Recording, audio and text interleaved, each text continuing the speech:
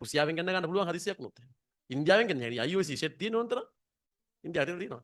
සිංගප්පූරු පැත්තෙන් මේ පැත්තෙන් තෙල් උන්තරන් ගෙන්න ගත්තා. ඉතින් අර කලින් තෙල් නැති උනේ ඇයි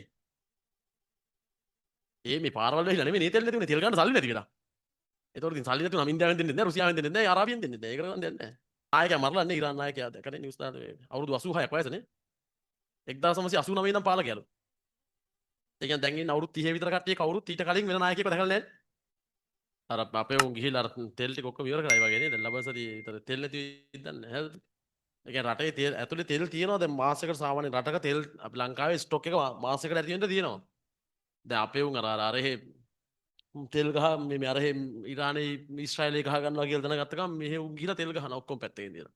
උන් දන්නවනම් උන් දෙකොල්ලෝ ගහ ගන්න එක පැත්තකින් තියලා අපේ උන්ට ගහනවා. හරිද? ඒ කියන්නේ දැන් අර පෝලිං ෂෙඩ් වල එකද කර දැන් මේ වාහන වලට දැන් ඔහොම තෙල් ගහුවොත් අර ඇවිල්ලා ඔය බූලි වලට එකතු කරලා යනවා අර වැඩි ගානට විකුණන්න ඊට පස්සේ. ඔහොම ඉතින් මේවා කරොත් එimhe තෙල් ටික නැති වෙනවා තමයි.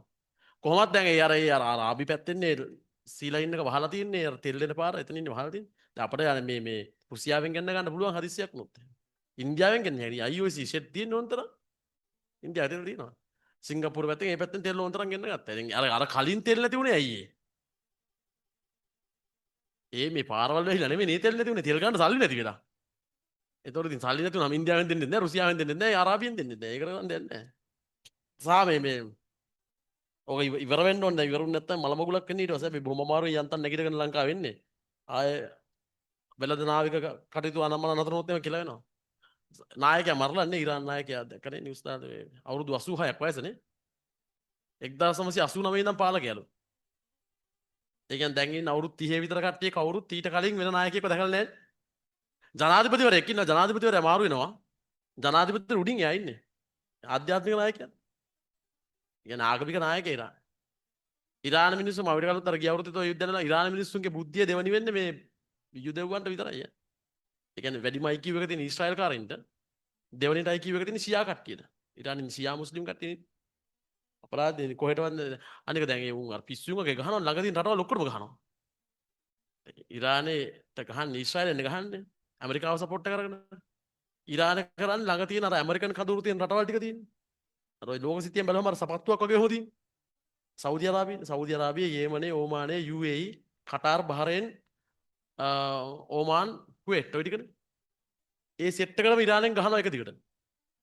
ඇමරිකන් කඳවුරු තියෙන හින්දා. ඊ අර UAE වලට ගහලා තිබ්බ අර බර්ජ් ඛලීෆා බිල්ඩින් එක තියෙන්නේ. ඒකට ඉරාන් වලින් ඩ්‍රෝන් එකක් කියලා ගහන්න. UAE වලින් ඒක ඇන්ටි මිසයිල් මේකින් මේවා කරද්දි මේ පල්ලෙහාට වැටලා පල්ලෙහා තිබ්බ අර හොටෙල් එකකම ගිනි ගන්නවා සම්පූර්ණ. සහ දැන් ටික කර කලින් සෞදි අරාබිය තෙල් සංකීර්ණයකට ගහලා. දැන් උන්ට ගහන්නේ මොන හේතුවත් මටත් ඒක තේරෙන්නේ නැහැ. ඉතින් මොකක් ලොකු සීන් එකක් ඇති ඉතින්. දැන් උන්ට ගහන්නේ ඊශ්‍රායලනේ උන්ට ගහන්න එපේ. අර වටේ තියෙන රටවල් ටිකට ගැහුවාට පස්සේ උන් ටික ඔක්කොම කරලා මුන්ට ගහනවා ඊට පස්සේ ආයෙ ඔක්කොම පැත්තකින් තියලා. තෙල් කේස් එක තෙල් ප්‍රශ්නයක් නෑ වෙන්නේ නැති. ඉතින් ඒක මේ රටේ අනික මිනිස්සු කලබල වුණාම ඊට පස්සේ කියලා ස්ටොක් කරනවා. හරි අහගන්නකො මේ යුද්ධය වැඩ නැහැ පරිවර්තනය කරනවා. හරි අහගන්න හරි.